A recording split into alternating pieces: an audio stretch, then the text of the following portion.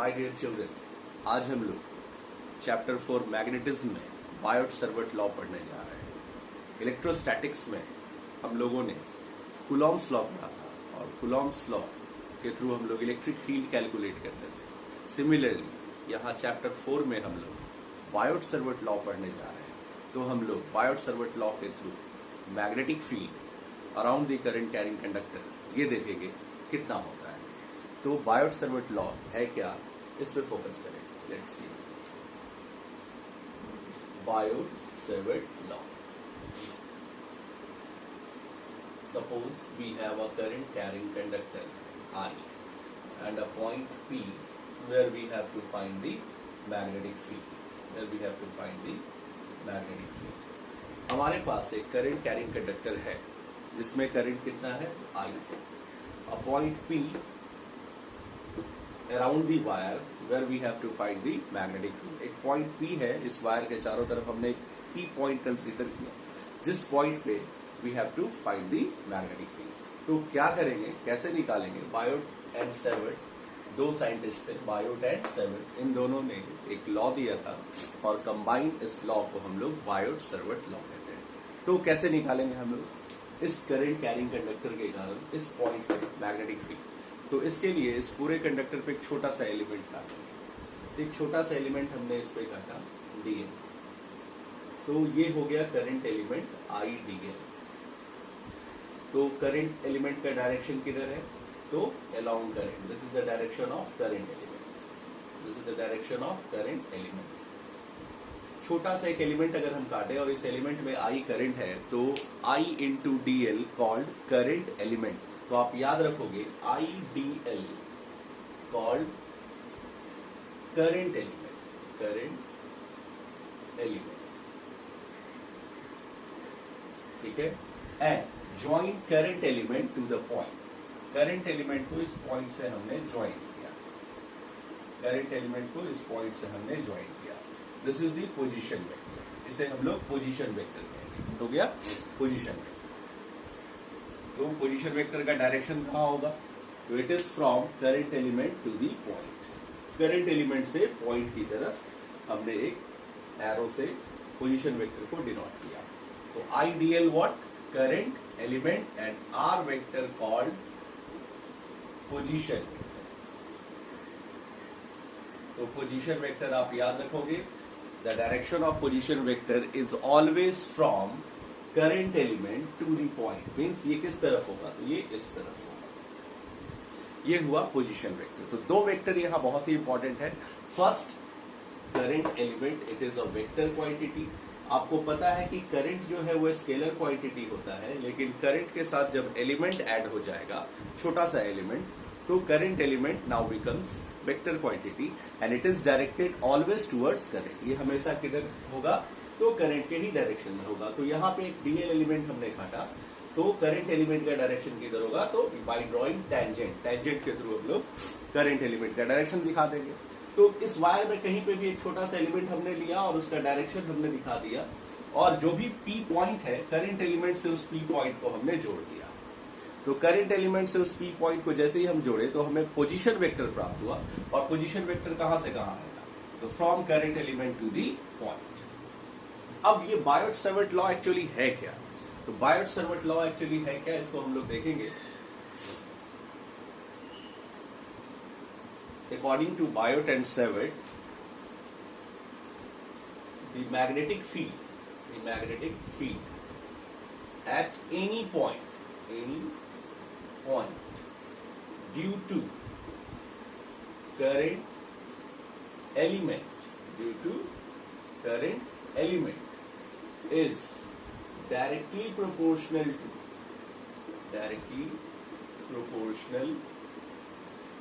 to the cross product of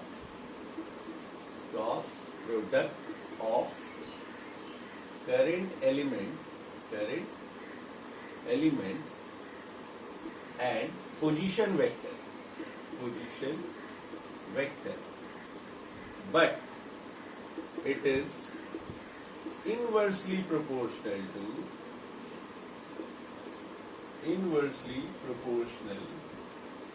to the cube of proportional to the cube of the position vector. तो Biot and सर्वेट ने कहा कि current element के कारण किसी भी पॉइंट पे मैग्नेटिक फील्ड जो है that is directly proportional to the cross product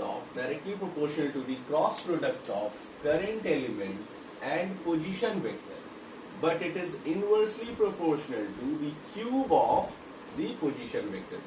Let us suppose dB be the magnetic field at point P.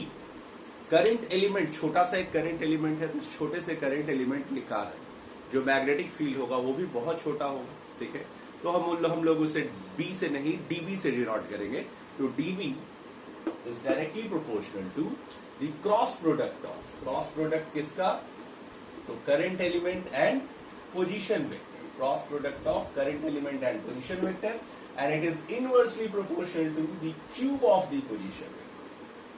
तो आप लोग इसको ऐसे कह सकते हो कि dB be the magnetic field due to current element at any point which is directly proportional to the cross product of current element and position vector, and it is inversely proportional to the cube of the position vector. ये है Biot सर्वेट का कहना. ठीक है, तो अब proportionality sign अगर हम लोग हटाते हैं तो एक कांस्टेंट पड़ेगा. उससे पहले हम लोग देखते हैं कि क्रॉस प्रोडक्ट किसका है, तो करंट एलिमेंट और पोजीशन वेक्टर का है. तो करंट एलिमेंट का डायरेक्शन इस ओर है, पोजीशन वेक्टर का डायरेक्शन इस ओर है. तो let us suppose the angle between them be theta. मान लेते हैं कि इन दोनों के बीच का एंगल कितना है, थीटा है, एंड क्रॉस जब रिजॉल्व होता है तो साइन थीटा पड़ता है. तो finally we get dB proportional to IDL R sin theta by R cube. अब एक R यहां से कैंसिल हो जाएगा and we get dB is directly proportional to dB is proportional to IDL sin theta by R square. इतना Tesla. Okay, अब proportionality sign जब ये हटेगा तो क्या पड़ेगा, सो हम लोग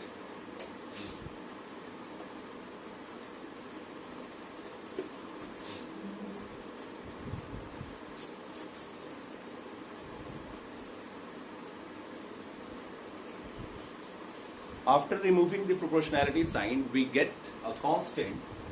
So dB equals to mu naught by 4 pi IDL sin theta by R square. इतना Tesla. Tesla is the unit of magnetic field. तो where mu naught by 4 pi is a constant. ये जो mu naught by 4 pi है ये constant है. ये है क्या, कैसे इसको सॉल्व करते हैं, तो mu naught by 4 pi is a constant. It is equal to mu naught by 4 pi is equal to 10 to the power minus 7 tesla metre per ampere. अब इसका unit tesla metre per ampere कैसे हो गया, तो आप देखोगे इसका unit magnetic field का यूनिट क्या होता है. तो यहाँ एक रफ वर्क कर रहे हैं. मैग्नेटिक फील्ड का यूनिट क्या होता है, टेस्ला. हमें किसका यूनिट निकालना है, म्यू नॉट बाई 4 पाई. तो म्यू नॉट बाई 4 पाई हमने रहने दिया. करंट एलिमेंट का यूनिट क्या होगा, तो करंट का होगा एम्पियर, एलिमेंट का होगा मीटर. तो ampere into metre. Sine theta का कोई यूनिट नहीं होगा. पोजीशन का यूनिट क्या होगा, तो मीटर स्क्वायर. Metre square. एक मीटर कट गया तो टेस्ला के साथ मल्टीप्लाई क्या होगा, तो टेस्ला इंटू मीटर. और एम्पियर कहां चला जाएगा, तो नीचे चला जाएगा. तो टेस्ला मीटर पर एम्पियर किसका यूनिट आ गया, म्यू नॉट बाई 4 पाई का यूनिट आ गया. तो unit of mu naught by 4 pi is tesla metre per ampere. ठीक है, तो ये तो यूनिट हो गया म्यू नॉट बाई 4 पाई का. अब एक्चुअली ये म्यू नॉट है क्या, जैसे आप इलेक्ट्रोस्टैटिक्स में पढ़ते थे 1/4 pi epsilon not. 1/4 pi epsilon not. ये कांस्टेंट हम लोग इलेक्ट्रोस्टैटिक्स में लेते थे, जिसमें एप्सिलॉन नॉट क्या होता था, तो परमिटिविटी होता था। तो यहां जो कांस्टेंट है वो है mu naught. Mu naught by 4 pi का न्यूमेरिकल वैल्यू आप लोग याद रखोगे, it is equal to 10⁻⁻7 tesla metre per ampere. तो अब यहां एक टर्म है म्यू नॉट। ये म्यू नॉट है क्या? Mu naught called the permeability of the air or vacuum। Electrostatics में हम लोग एप्सिलॉन नॉट पढ़ते थे और यहां हम लोग म्यू नॉट देख रहे हैं। तो mu not is a constant called the permeability of the air और वैक्यूम। अब ये परमिएबिलिटी होता क्या है, तो हम लोग इसको ऐसे समझेंगे। तो आप याद करो कि परमिटिविटी क्या होता था। तो permittivity is the electrostatic behaviour of the medium through which it opposes the force of interaction between two charge particle. लेकिन परमिएबिलिटी क्या करता है, तो परमिएबिलिटी आप देखोगे कि मैग्नेटिक फील्ड के सामने है म्यू नॉट, यानी अगर म्यू नॉट इंक्रीज करेगा तो फील्ड भी इंक्रीज कर जाएगा। यानी किसी मीडियम की परमिएबिलिटी बढ़ जाएगी तो मैग्नेटिक फील्ड भी बढ़ जाएगा। तो permeability is such kind of magnetic property through which the magnetic field, आप ऐसे लिख सकते हो इसको कि परमिएबिलिटी है क्या, तो इसे आप डिफाइन करोगे, it is the magnetic property of the medium. ये मैग्नेटिक प्रॉपर्टी है।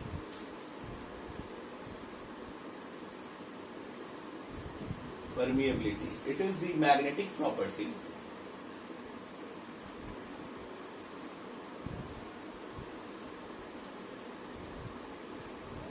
of the medium due to which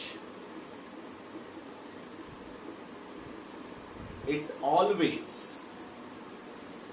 helps to increase the magnetic field।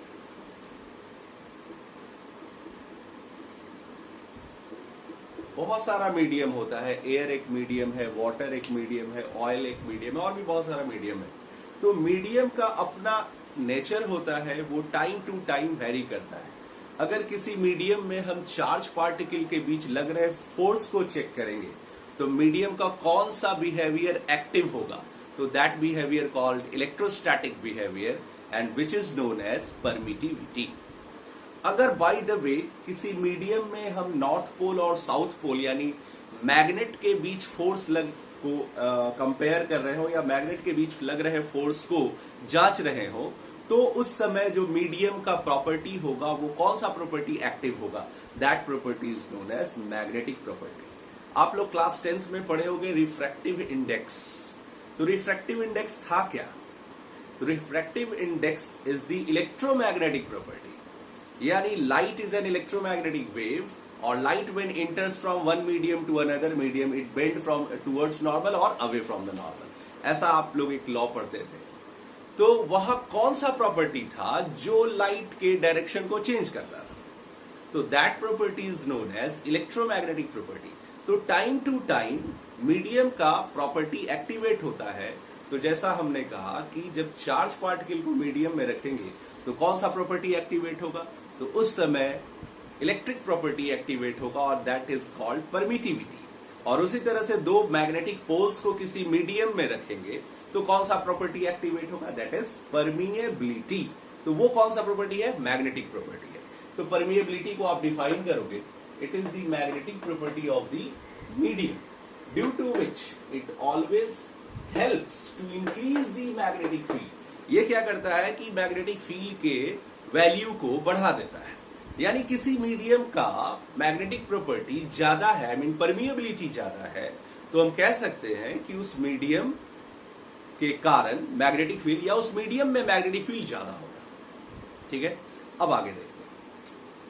तो ये हो गया परमिएबिलिटी। तो परमिएबिलिटी में म्यू नॉट बाई 4 पाई का वैल्यू कितना आया था, तो 10⁻⁻7 टेस्ला मीटर पर एम्पियर, ये वैल्यू था। तो ये था बायोट सर्वेट लॉ, और बायोट सर्वेट लॉ में मैग्नेटिक फील्ड हमारे पास कितना है, that is equal to mu naught by 4 pi I D L sine theta by R square, इतना टेस्ला। अब हम लोग चर्चा करेंगे इस थीटा पे। ये थीटा है क्या? Where theta is the angle between, where theta is the angle between current element and position vector, current element and position vector. अब इस पूरे फॉर्मूला पे एक एग्जांपल मैं देना चाहता हूं, और वे कैसे बनेगा सो हम देखते हैं इस पूरे फॉर्मूला।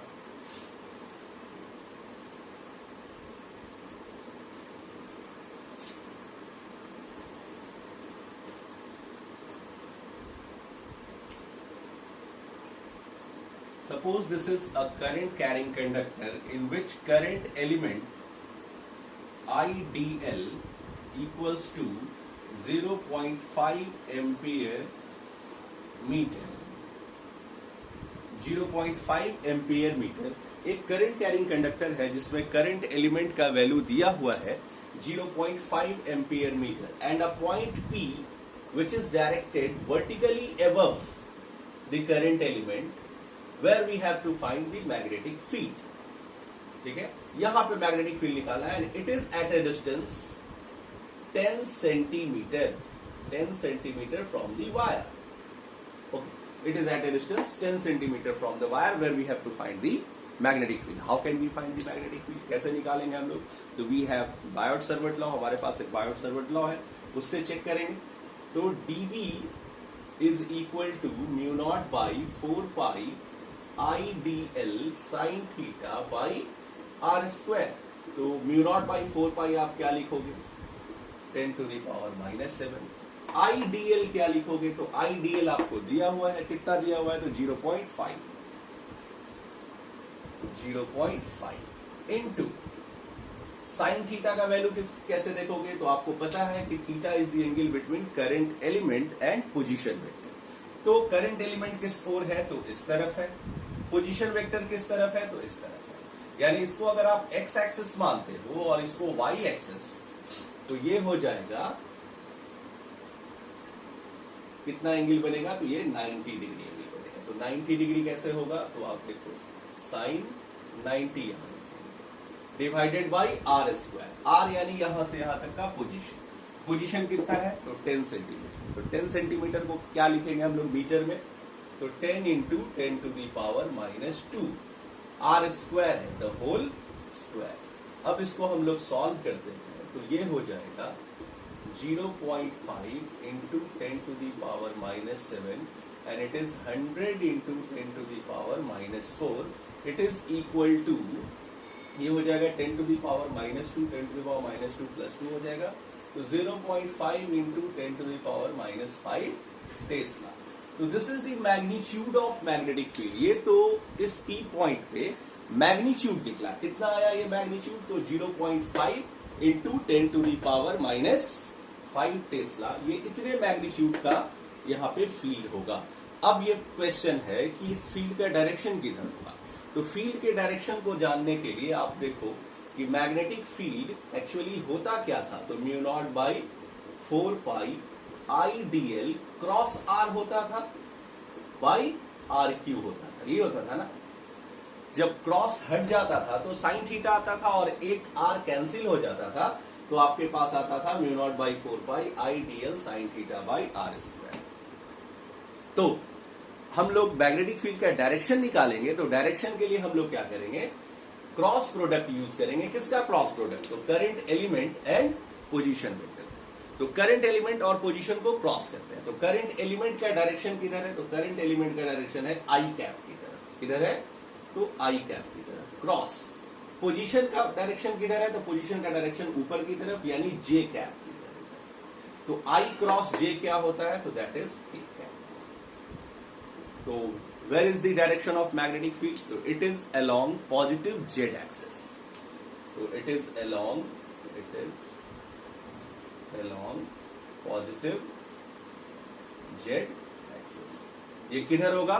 तो पॉजिटिव z axis की तरफ होगा। Is that clear? आप लोग सब समझ रहे होंगे। अब इसको थोड़ा सा और हम एक अच्छे से इसको डील कर सकते हो आप, अलग अलग करने की जरूरत नहीं है। सीधा अगर आप ये फॉर्मूला भी आप लेते हो, सीधा ये फॉर्मूला लेते हो कि dB इज इक्वल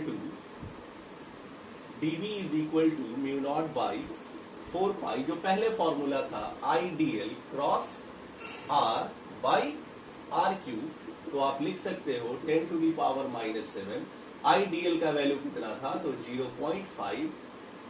0.5 और डायरेक्शन किधर था, तो I cap cross R vector का डायरेक्शन किधर था और मैग्नीट्यूड किधर था, तो R वेक्टर था 10 इंटू 10 टू दी पावर -2 और इसका डायरेक्शन किधर था, तो J कैप की तरफ था और क्रॉस हटेगा तो साइन थीटा पड़ेगा और साइन कितना डिग्री, तो 90 degree divided by R cube, R यानी 10 into 10 to the power -2 the whole cube. अब इन सब को आप सॉल्व करोगे, then you get 0.5 into 10 to the power -5 tesla. और यहां पे आप देखो ये I cross J, I cross J, और I क्रॉस J को आप लिखोगे tesla I cross J is equal to K cap along positive Z axis, along positive Z axis। यानी इधर करंट एलिमेंट था और यहां पॉइंट है, ये करंट एलिमेंट है IDL और यहां पॉइंट है R वेक्टर। तो इस पे मैग्नेटिक फील्ड किधर होगा, तो डॉट या क्रॉस, तो ये डॉट होगा। क्यों डॉट होगा, क्योंकि मैग्नेटिक फील्ड कौन से एक्सिस की तरफ आ रहा है, तो जेड एक्सिस की तरफ आ रहा है। तो जेड एक्सिस होता किधर है, तो अगर इसको x मानते हैं और इस एक्सिस को y मानते हैं, तो ये क्या हो जाएगा, बाहर की तरफ जेड हो जाएगा, तो उसे हम लोग डॉट से डिनोट करेंगे। तो ये डॉट से हमने जेड एक्सिस डिनोट किया। तो ये था बायोट-सैवर्ट लॉ और उसमें एक छोटा सा एग्जांपल मैंने बताया। तो बायोट-सैवर्ट लॉ को इसी तरह से हम लोग न्यूमेरिकल में यूज करेंगे। तो ये होता क्या है, तो आप दोनों फॉर्मूला आप यूज कर सकते हो। एक फॉर्मूला यूज कर सकते हो mu naught by 4 pi IDL cross R by R cube, और क्रॉस जब हटा दोगे तो एक R कट जाएगा और यहाँ साइन थीटा आ जाएगा, तब आपका जो वैल्यू हो जाएगा वो हो जाएगा mu naught by 4 pi IDL sign theta by R square. तो ये फॉर्मूला भी आप यूज कर सकते हो और ये फॉर्मूला भी आप यूज कर सकते हो, ठीक है। तो इस तरह से हम लोग मैग्नेटिक फील्ड कैलकुलेट करते हैं। तो आप लोग सब समझ गए होंगे। तो मेरे वीडियो को लाइक और सब्सक्राइब करें। Thank you very much. Sorry.